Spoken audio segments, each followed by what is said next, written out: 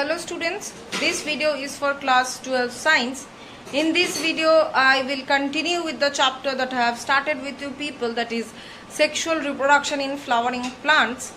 So let's just continue with the chapter that I have started with you people. So we will start with the topic of apomixis. So what is apomixis? It's given in your book that this term was coined by Winkler. And what does it mean? He defined it as the substitution for the sexual process which does not involve any nuclear fission. That means in case of apomixis, embryo formation takes place by the asexual method instead of normal sexual process of fertilization. Now this apomixis is of two types. What are they? First is that agamospermy, another one is the vegetative reproduction.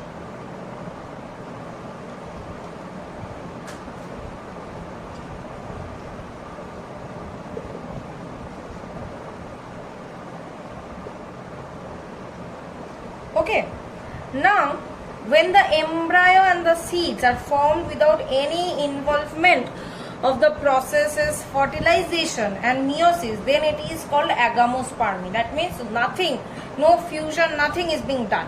But in case of vegetative reproduction, new plants are formed from the vegetative parts, not from the reproductive part but from the vegetative part, like leaves, stems, buds, etc. Now this apomixis is generally of three types. It will say it is generally of three types. Not this apomixis, this agamospermy is of three types. What are they? That we will see. First one is the recurrent apomixis. Second one is non-recurrent. And third one is addentive embryonic.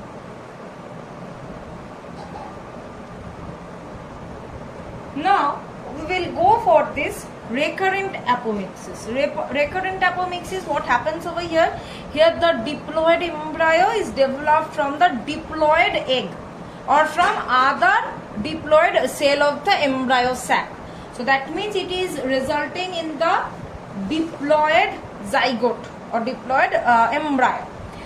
Non-recurrent, here haploid embryo sac is formed parthenogenetically from haploid egg. That means the embryo is haploid as it is developed from the haploid cell, that's why. Now addentive means in this case one or few extra additional embryos are formed directly from a diploid cell of nucellar or integuments but not from the egg. That means here diploid zygote or diploid embryo is being formed but not from the egg but other parts of the ovary. Clear? Now this recurrent apomixis is again of two types. What are they? One is apospory, another one is diplospory.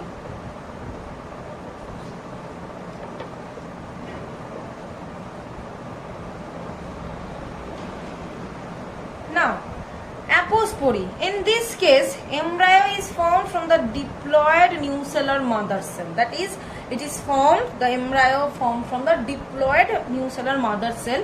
Whereas in case of diplospory, in this case, embryo are formed from directly diploid mother cell, not from the nucellar but directly from the diploid mother cell. Now, coming to the non-recurrent. Non-recurrent is again of two types. What are they? First one haploid parthenogenesis, another one is haploid apogamy. So haploid parthenogenesis, if I am going for, in case of haploid parthenogenesis, what happens? The embryo develops from the haploid egg cell. The development of the gametophyte takes place directly from the sporophyte. That means a gametophyte remains diploid and thus it survives. Now haploid apogamy, what happens over here, that we will see.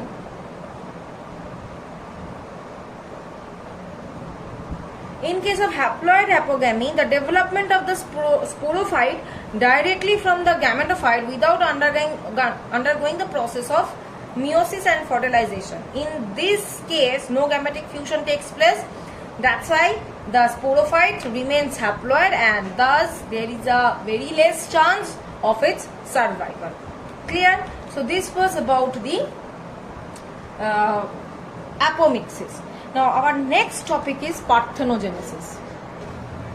Parthenogenesis. It is a special type of reproduction in which the female gamete develops directly into an individual without undergoing any fusion.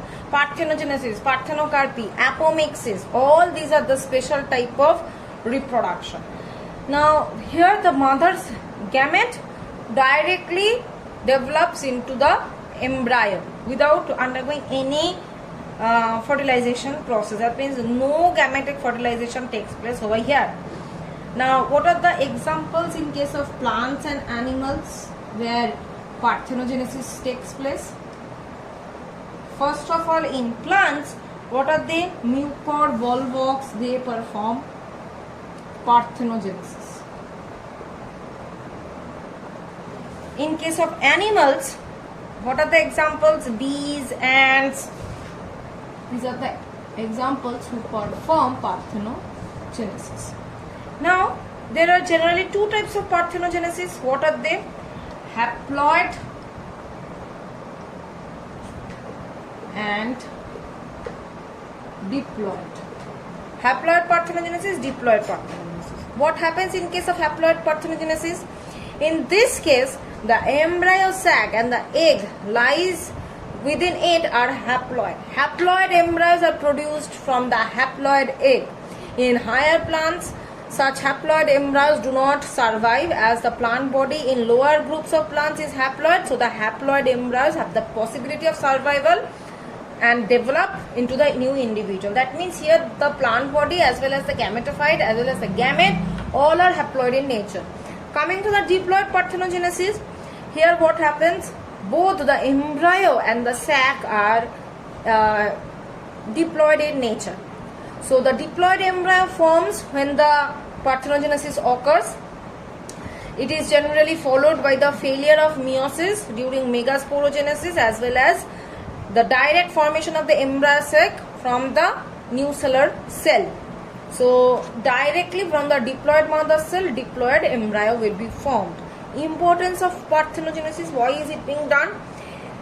The process of fertilization does not occur. A new individual develops without undergoing fertilization directly. That means it does not involve various huge or very complex processes. Okay, so I am keeping the video till this much. If you have any problem, do tell me in the online class, and the PDF is also will be given with the videos. So I'll continue the chapter in the next videos. So thank you.